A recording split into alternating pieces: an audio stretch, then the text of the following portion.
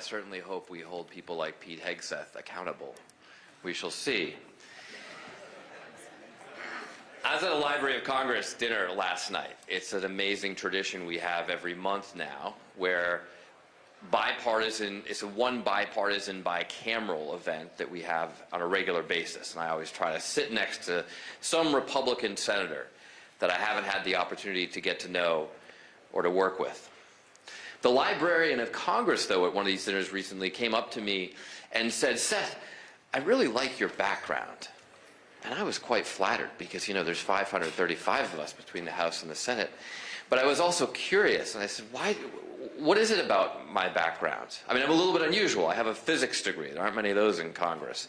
I came here, yeah, I'm a little bit of a nerd, came here from the Marines. Maybe that was what she thought was interesting. So I pressed her, I said, what is it about my background that you like? She said, no, I really like your background. I said, oh, I understand, I'm flattered, just curious what aspect. No, your background, your Zoom background on TV, I really like your background. So now when kids ask, what do you need to do to be successful in politics, I sometimes say plants. People really like plants.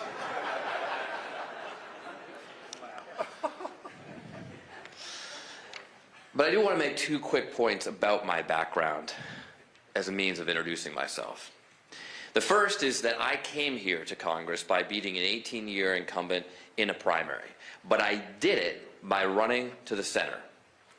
I said that he was too partisan. That's why he wasn't effective. He had only passed one bill in 18 years, and we can do better if we're willing to work across the aisle. That might sound like a quaint notion, but I won a Massachusetts Democratic primary about 10 years ago with that message. The second point I would like to make is that I had no interest in politics whatsoever when I got into politics. This is not what I expected to do with my life. As I mentioned, I'd studied physics in college. For everyone in life who sees my resume and not my transcript, that makes me sound very smart. But the reason I'm here is because I did 4 tours in the infantry in Iraq.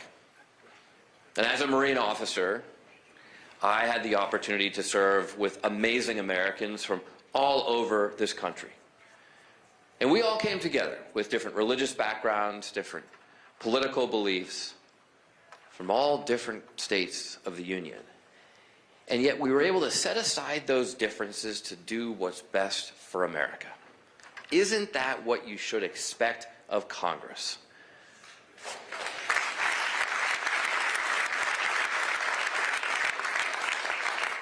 And doing what's best for America, doing what's fundamentally right, doesn't seem to always happen much in Congress. And people ask me back home, Seth, why is Congress so stupid? How can you not believe in the science of climate change or whatever the issue of the day is? And my observation after being here for about 9 years is that actually most of my colleagues are pretty intelligent. And what's lacking is not intelligence, but courage. Just the courage to do the right thing, to vote the right way, to stand up when you know what's right might not be in your political interest. Now, if you think back to Ted Sorensen's book on profiles in courage, John F. Kennedy's book, Profiles in Courage, a little bit of a Massachusetts joke there. Every example that he used was an example of a senator standing up to his own party.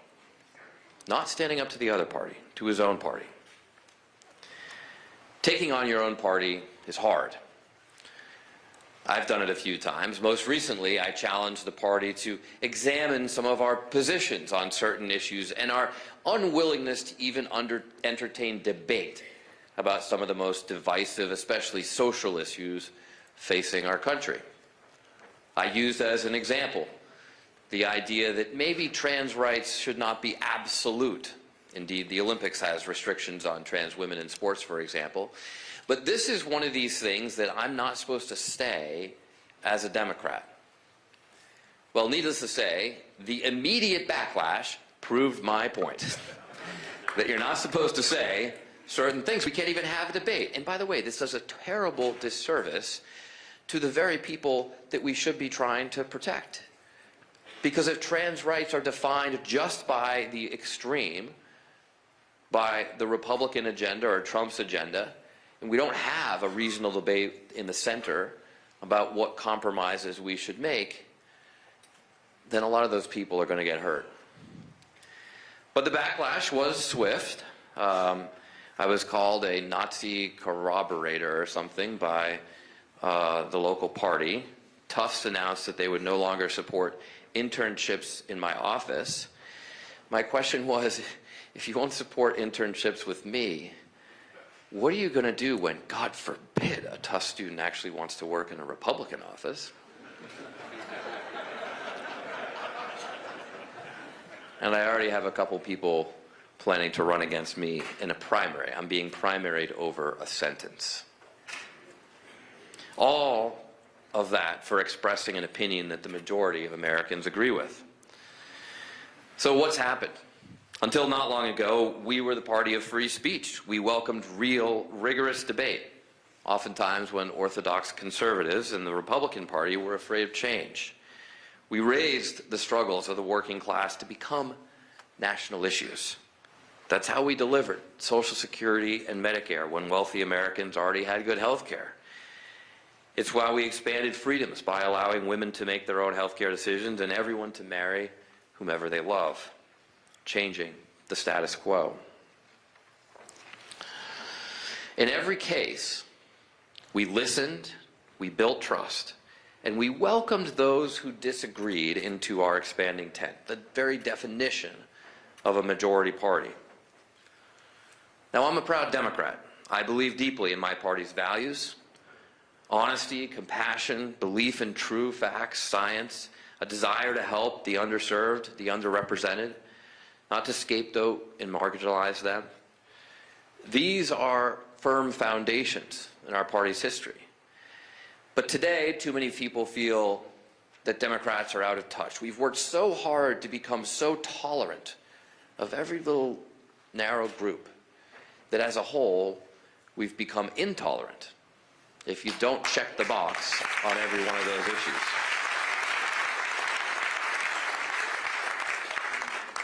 But despite all of this, I believe we can turn it around.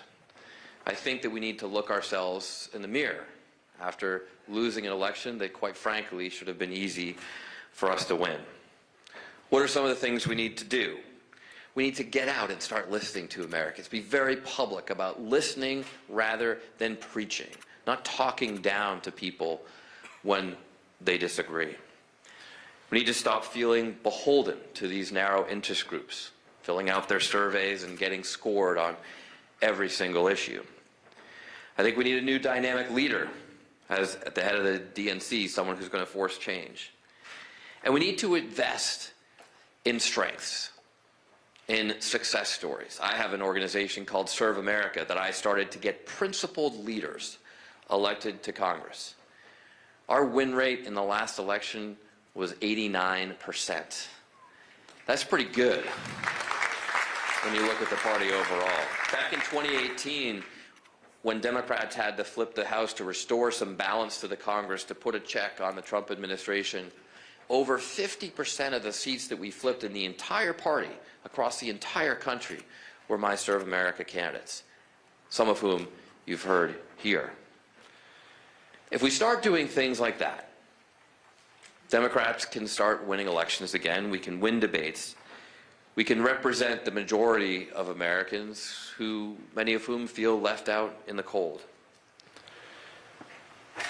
I fought for America because I believe in America. And I keep fighting in Congress because I still believe in this country.